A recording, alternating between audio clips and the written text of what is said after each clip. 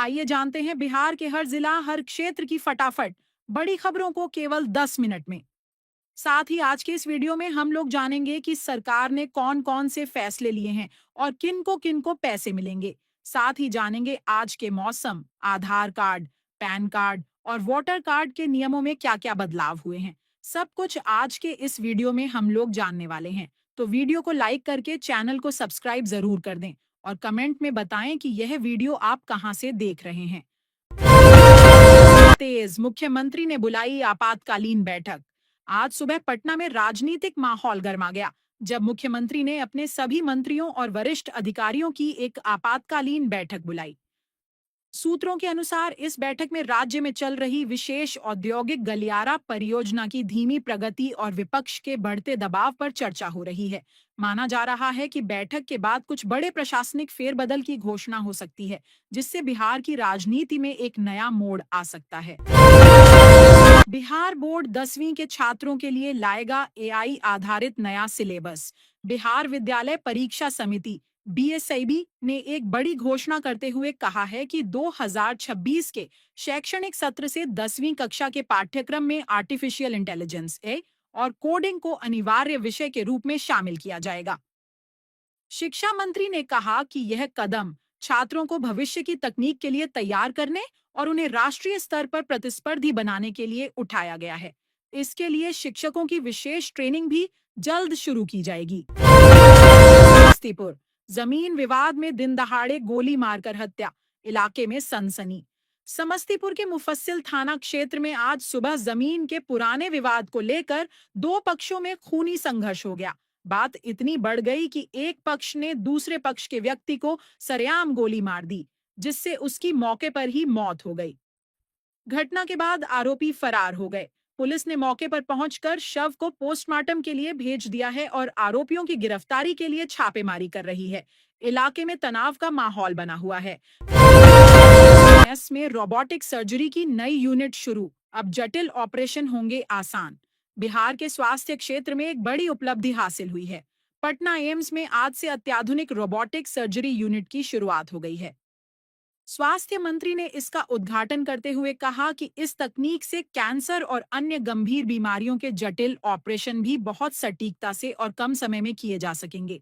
इससे मरीजों को इलाज के लिए राज्य से बाहर जाने की जरूरत नहीं पड़ेगी। बिहार कौशल मिशन 3.0 लॉन्च, 5 लाख युवाओं को मिलेगा रोजगार उन्मुख प्रशिक्षण। बढ़ती बेरोजगारी की समस्या से निपटने के लिए बिहार सरकार ने आज बिहार कौशल मिशन 3.0 की शुरुआत की है। इस योजना के तहत अगले 2 वर्षों में राज्य के 5 लाख युवाओं को ड्रोन टेक्नोलॉजी, डेटा साइंस और ग्रीन एनर्जी जैसे भविष्य के क्षेत्रों में प्रशिक्षित किया जाएगा। सरकार का दावा है कि इस ट्रेनिंग से युवाओं को न केवल रोजगार मिलेगा, बल्कि वे स्वरोजगार के लिए भी सक्षम बनेंगे। मॉनसून फिर सक्रिय, 12 जिलों में भारी बारिश का अलर्ट जारी। पटना मौसम विज्ञान केंद्र ने अगले 48 घंटों के लिए उत्तर बिहार के 12 जिलों में भारी से बहुत भारी बारिश का ऑरेंज अलर्ट जारी किया है। मधुबनी, दरभंगा, सीतामढ़ी और समस्तीपुर में विशेष सतर्कता बरतने की सलाह दी गई है। मौसम विभाग के अनुसार बंगाल की खाड़ी में बने निम्न दबाव के क्षेत्र के कारण मॉनसून एक बार फिर सक्रिय हो गया है, जिससे नदियों का जलस्तर भी बढ़ सकता है। हुई भोजपुरी फिल्म परदेसी बाबू की रिलीज डेट घोषित। भोजपुरी सिनेमा अब ग्लोबल हो रहा है। पूरी तरह से लंदन में शूट की गई सुपरस्टार खेसारी लाल यादव की नई फिल्म परदेसी बाबू की रिलीज डेट की घोषणा कर दी गई है। फिल्म दिवाली के मौके पर सिनेमा घरों में रिलीज होगी। फिल्म के निर्माता का कहना है कि यह फिल्म भोजपुरी सिनेमा के बजट और स्तर को एक नई ऊंचाई पर ले जाएगी। हरियाली 2.0 अभियान के तहत हर पंचायत में बनेंगे 2 अमृत सरोवर। बिहार सरकार ने जल जीवन हरियाली अभियान के दूसरे चरण की शुरुआत कर दी है।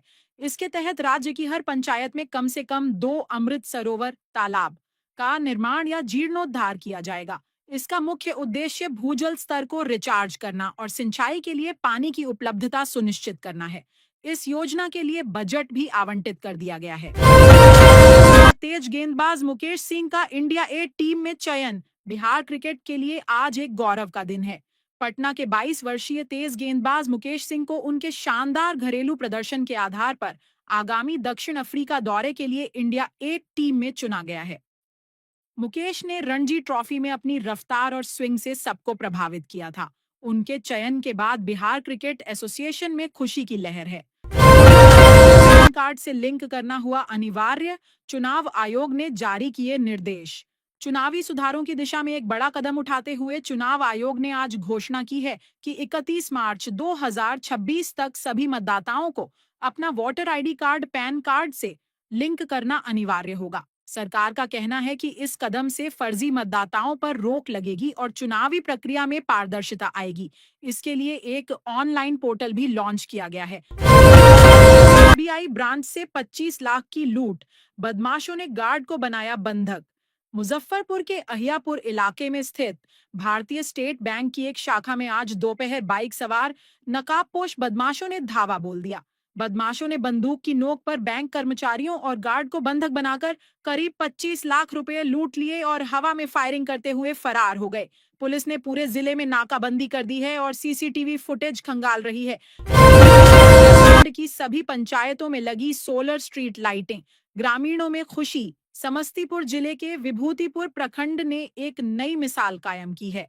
मुख्यमंत्री ग्रामीण सोलर स्ट्रीट लाइट योजना के तहत प्रखंड की सभी पंचायतों के हर गांव और टोले में सोलर लाइटें लगाने का काम पूरा हो गया है। अब रात में भी गांव की गलियां रोशन रहेंगी, जिससे ग्रामीणों में सुरक्षा की भावना बढ़ी है और वे इस पहल से काफी खुश हैं।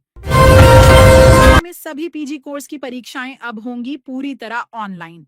पटना विश्वविद्यालय ने एक ऐतिहासिक फैसला लेते हुए घोषणा की है कि इस सत्र से सभी पोस्ट ग्रेजुएट पीजी पाठ्यक्रमों की सेमेस्टर परीक्षाएं पूरी तरह से ऑनलाइन मोड में आयोजित की जाएंगी।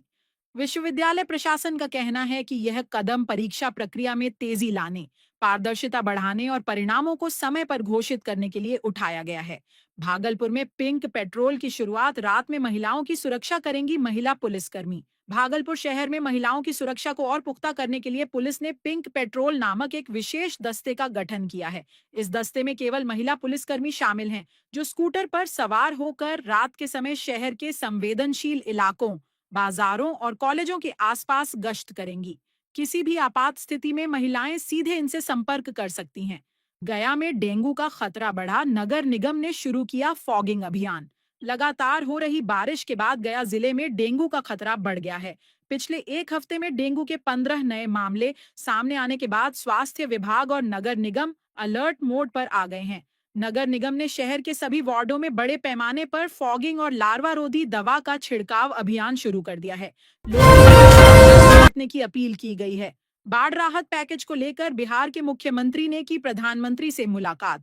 बिहार में इस साल आई बाढ़ से हुए नुकसान के लिए विशेष आर्थिक पैकेज की मांग को लेकर आज मुख्यमंत्री ने दिल्ली में प्रधानमंत्री से मुलाकात की। करीब 45 मिनट चली इस बैठक में मुख्यमंत्री ने राज्य में हुए नुकसान का ब्यौरा सौंपा और केंद्र से तत्काल 10,000 करोड़ रुपए के राहत पैकेज की मांग की। प्रधानमंत्री ने हर संभव मदद का आश्वासन दिया। का नया नियम, अब हर 10 साल में बायोमेट्रिक अपडेट कराना हुआ जरूरी। भारतीय विशिष्ट पहचान प्राधिकरण यूआईडीआई ने आधार कार्ड की सुरक्षा को लेकर एक बड़ा अपडेट जारी किया है। नए नियमों के मुताबिक अब सभी नागरिकों को हर 10 साल में एक बार अपनी उंगलियों के निशान और आंखों की पुतली बायोमेट्रिक्स को अपडेट कराना अनिवार्य होगा। इसके लिए बिहार के सभी प्रखंडों में नए आधार सेवा केंद्र खोले जाएंगे। छात्रों ने बनाया सस्ता फसल निगरानी ड्रोन, किसानों को होगा फायदा। आईआईटी पटना के इंजीनियरिंग छात्रों की एक टीम ने एक ऐसा ड्रोन विकसित किया है जो बहुत कम लागत में फसलों की सेहत की निगरानी कर सकता है। यह ड्रोन फसलों में बीमारी का पता लगाने, कीटनाशकों के छिड़काव की जरूरत बताने और पैदावार का अनुमान लगाने में सक्षम है। इस इनोवेशन से बिहार के किसानों को खेती में काफी मदद मिलने की उम्मीद है। रेल ने शुरू की नई मेमू ट्रेन, यात्रियों को मिली राहत। समस्तीपुर रेल मंडल ने आज समस्तीपुर से जयनगर के बीच एक नई मेमू ट्रेन सेवा का शुभारंभ किया। इस ट्रेन के चलने से रोजाना सफर करने वाले हजारों यात्रियों, खासकर छात्रों और नौकरी पेशा लोगों को काफी राहत मिलेगी। स्थानीय लोगों ने लंबे समय से इस रूट पर एक अतिरिक्त ट्रेन की मांग की थी, जिसे आज पूरा कर दिया गया है। शारदा सिन्हा को मिलेगा Bihar Gaurav lifetime achievement award. Bihar Kokila के नाम से मशहूर और पद्म भूषण से सम्मानित मैथिली लोक गायिका शारदा सिन्हा को इस साल Bihar Gaurav lifetime achievement award से सम्मानित किया जाएगा। बिहार कला संस्कृति एवं युवा विभाग ने इसकी घोषणा की। यह पुरस्कार उन्हें मैथिली और भोजपुरी संगीत को विश्व पटल पर पहचान दिलाने में उनके अतुलनीय योगदान के लिए दिया जा रहा है। मुख्य योजना की राशि में बढ़ोतरी, अब मिलेंगे 60,000 रुपये। महिला सशक्तिकरण को बढ़ावा देने के लिए राज्य सरकार ने मुख्यमंत्री कन्या उत्थान योजना के तहत दी जाने वाली प्रोत्साहन राशि को 50,000 रुपये से बढ़ाकर 60,000 रुपये कर दिया है। यह राशि लड़कियों को स्नातक ग्रेजुएशन की डिग्री पूरी करने पर दी जाती है। इस फैसले से राज्य की लाखों छात्राओं को शिक्षा के लिए प्रोत्साहन मिलेगा।